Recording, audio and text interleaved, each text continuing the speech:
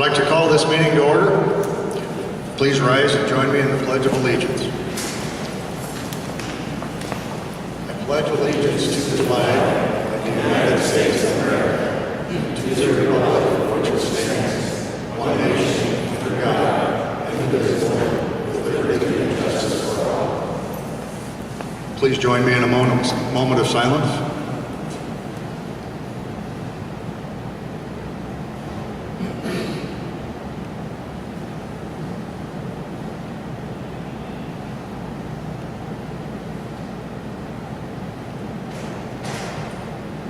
Thank you. Please remember to silence your cell phones, pagers, and such. Thank you for coming to this event. We like to think that it is a very momentous day where we can rededicate the time capsule, and exciting time to be on the Board of Supervisors. I also want to thank the committee members for hundreds of hours, I'm sure, of effort putting this together. Without them, it wouldn't be the success we see here. I've had help from several departments, including WCICC, with some of their technical assistance, and it's just going to be a great week. We're very excited to get started on this and appreciate you coming out. I'll hand it off to Mr. Taylor. Thank you very much, Mr. Chairman. Well, this is a very, very exciting day to celebrate the 100th anniversary of the Woodbury County Courthouse. And I too want to express appreciation to committee members who have spent over the last year hundreds of hours and dedication in order to make this week's events great. And so I co-chair that committee with co-chair Jim Jung. And if you'd stand when I call your name, I'd appreciate it. And please give a round of applause for all his efforts. Supervisor Matthew Young, Judge Mike Walsh, Lisa McNeil, Building Services Director Kenny Schmitz, Shane Albrecht, Terry Blade, Storm, John Malloy and his crew with WCICC. You know, this week has a historic aspect, not just because it's the 100 years, but because this courthouse has stood the test of time as a place of justice, as a place of law, and it's really about people. You know, the people made this building, crafted this building for the people, and our work as a board and as a committee has been to preserve this building for the people for the next 100 years. And so we're really excited to have architects and historians that are going to help us to more greatly appreciate the value and the beauty of this building. There's also people who work in this building. We have over 400 county employees. We have state employees from our court system. And it's for them also that we dedicate as they are so dedicated. You know, William Steele, a Sioux-Citian, an architect, had a vision. He had 4 daughters and 2 sons at home. He had a livelihood, but he had a vision that was cast before a board of supervisors, and they took a chance. They took a chance with $825,000 tax dollars at that time and came up with something that was radical as far as the design. And yet it was bold and it was beautiful. And so if you look around, all of the artistic value, look at these murals around us from John Norton. If you look at the sculpture by Alfonso Iannelli, they were people who had lives and passion that they poured into this building. And there's something else that I've learned to a greater degree, and I think we as a committee and as a board can appreciate to an even greater degree now. This building was built during the background of young men and women who were fighting and sacrificing. And so if you look at this mural back here, you'll see some of the battles that were taking place over there. And Edward Monahan, whose family was 1 mile exactly from this courthouse, who learned that he would not return home from over there. That kind of sacrifice preserves our freedoms today, and we have much that is an homage to those folks who sacrificed. And so we hope that you will appreciate to an even greater degree the beauty of this courthouse, and thank you to all of you who made this such a momentous occasion today. So with that, we are going to read a proclamation that we have passed as a Board of Supervisors, and it says this: the rededication of the 100th anniversary courthouse cornerstone. Whereas the Board of Supervisors in 1915 chose William L. Steele, an architect of unbridled imagination and a protege of Frank Lloyd Wright and Louis Sullivan, to design our Woodbury County Courthouse, and whereas with associate architects George Elmsley and William Purcell, William Steele presented the board with bold and intricate plans for what is now the largest public prairie school building in the United States, the style garnering its name from the long horizontal framing and arrowhead motifs paying homage to the horizons of Midwestern prairies. And whereas the Board of Supervisors, including Henry Metz, E.C. Copeland, Robert J. Anderson, Edward Craddock, and John F. Lord, unanimously approved the plans and in 1916 began construction of the $850,000 courthouse, which utilized local union workers and Roman-style brick from Sioux City Brick and Tile, and was completed in 1918. And whereas the board in December 30th, 1918, adopted a resolution that stated after, quote, the courthouse has been completed and occupied with comfort and satisfaction for some months, end quote, the supervisors extend sincere thanks and appreciation to William Steele and noted the work was, quote, efficiently supervised and is of an exceedingly high grade, and the county has received full value, dollar for dollar, for the money invested, end quote, and that today, expert assessments place the current value up to $100 million. And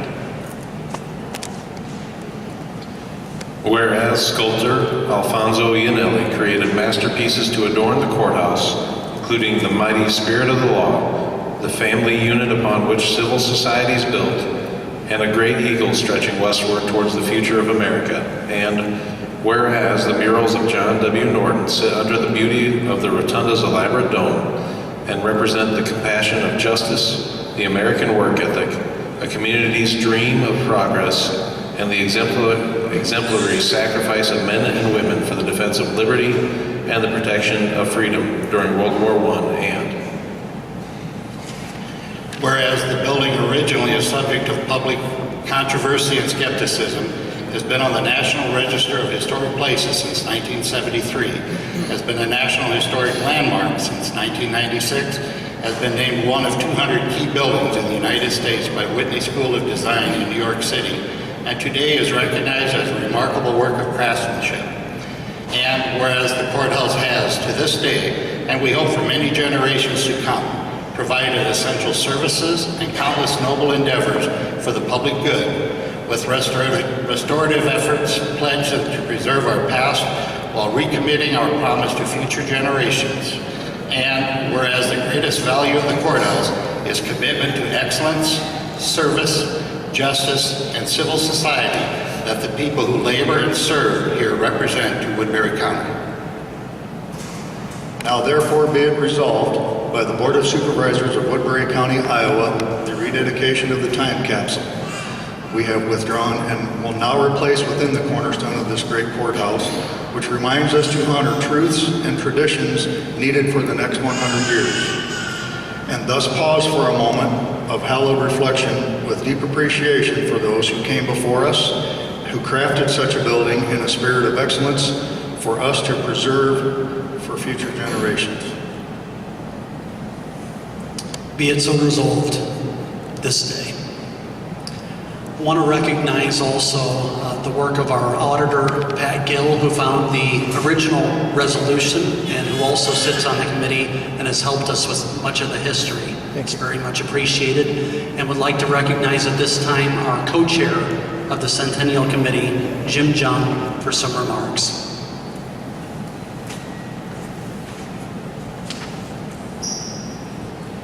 I've written down four main factors. There's so much to say about the building, but I want to thank the committee. They've been mentioned.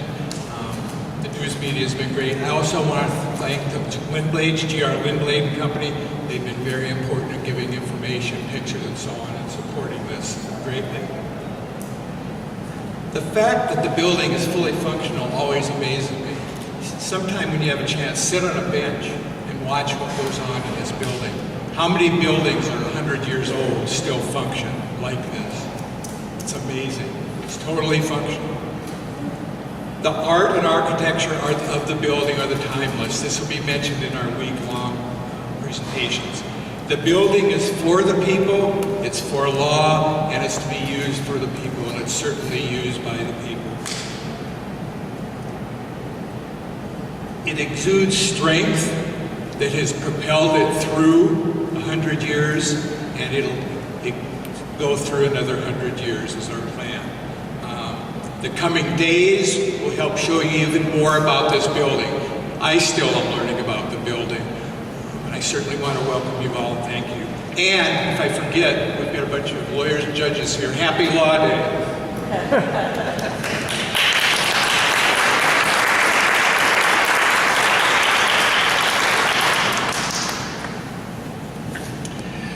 We're going to have a presentation by Kenny Schmitz on what is in the current time capsule.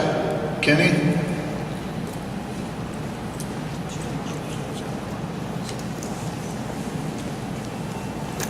Thank you.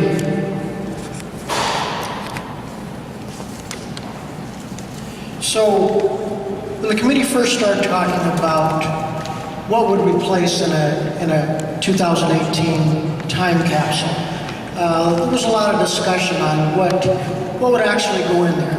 And one of the important things, or things that we thought were important, was to try to replicate some of the items that were in the original time capsule. And so we've done that. We've done some of that. We've also changed it up a little bit and added some things that we felt relevant that would spice things up a little bit. So we have approximately upwards of 80 items in this time capsule. While it doesn't look very big, there are a lot of things in there. We have photos of the Board of Supervisors and other dignitaries. We have a lot of donated items. One of the items that I mentioned that was a little bit different than original is we've tried to add items from our military or national services. And so we have things like a chaplain's cross in there, items donated by the 185th used to be fighter wings, now refueling wing. And if you'll forgive me if I can't remember all these, since there's about 80 of them, so I have a sheet I'm going to reference. We have a list of memorabilia, and part of that are challenge coins. We have a coin from the launching of the USS Sioux City. We actually have a Tops bubblegum card with Colonel Bud Day on it. We have a Mr. Goodfellow pen, which is unique to Sioux City. Sioux City Airport baggage tag. One recommendation we recently got from Charlie Stone was we should put something about our current technology in there, and so there's an Apple iPhone in there. We thought it would be interesting for the people that might open this up in 100 years to see what our latest and greatest technology looked like 100 years from then. So we've included that. Many coins and currencies. There's a 2018 breast cancer awareness commemorative dollar contributed by the Junean Island Cancer Center. There's a 2018 World War I commemorative silver dollar donated by the Serdoma Club. We appreciate those donations. They were really nice additions to the capsule, we believe.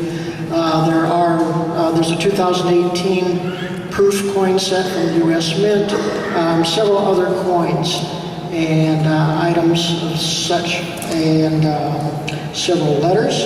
Of course, newspapers of the current day to give them a little history of the current day. Actually, when we open the time capsule, there's an article enclosed on that. So many of those kind of items. Are there any questions out there on any items or about the time capsule itself, the existing or the old? If not, I'll hand it back to you, Jeremy.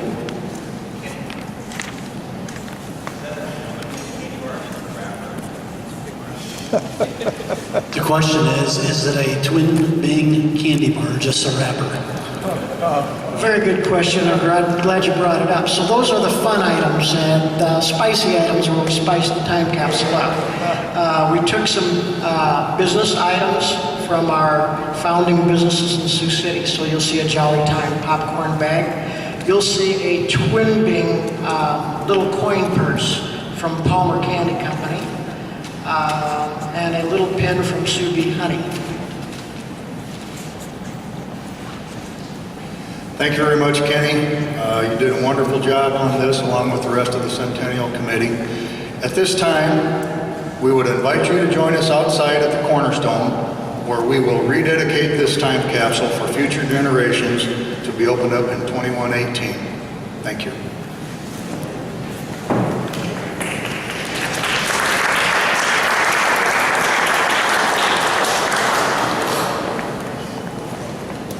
Following the rededication outside, there will be a 12 o'clock presentation by historic architect Pete Franks. So after we do that, we would invite you to come back in and hear that presentation.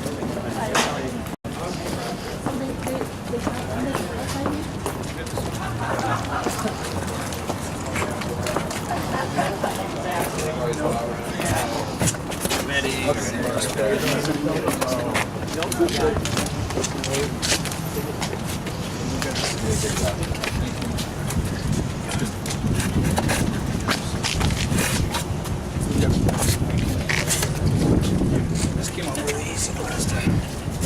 No one was looking. No pressure change. I know.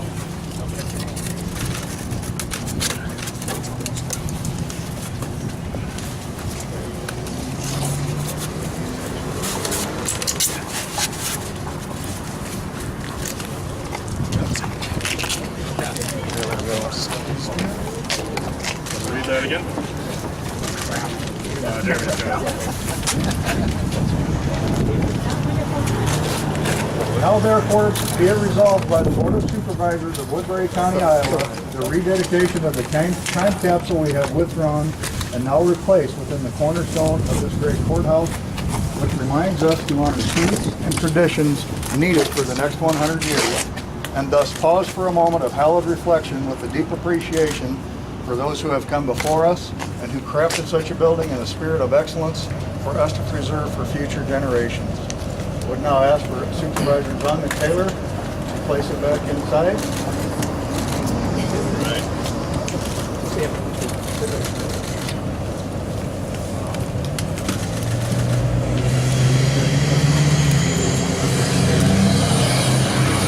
Outstanding. We look forward to future generations opening this back up and seeing what's changed and how things happen. Thank you very much. Now join us back inside. We're going to have about a 10-minute recess where we'll restart the regular board meeting in the basement. Thank you.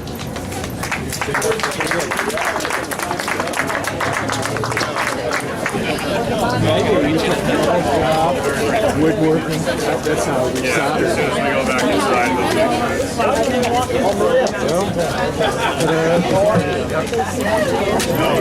Panic Friday, Sundays. Took a day break.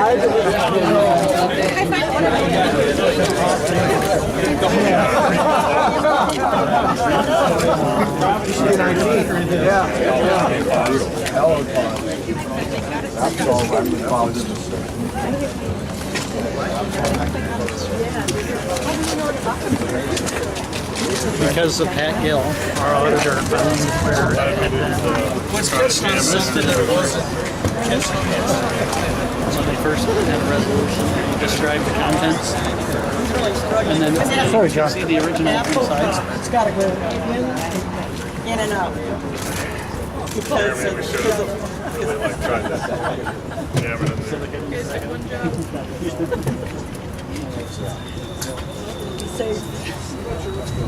This went in really easy yesterday. Oh, and good stuff.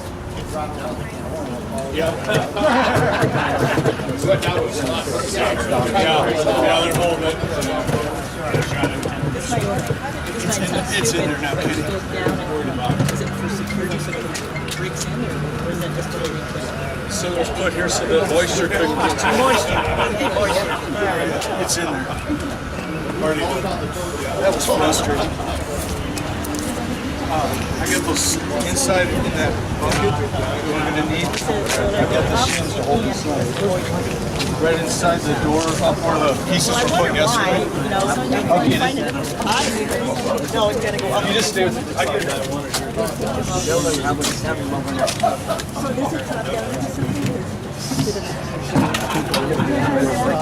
Isn't that gonna happen?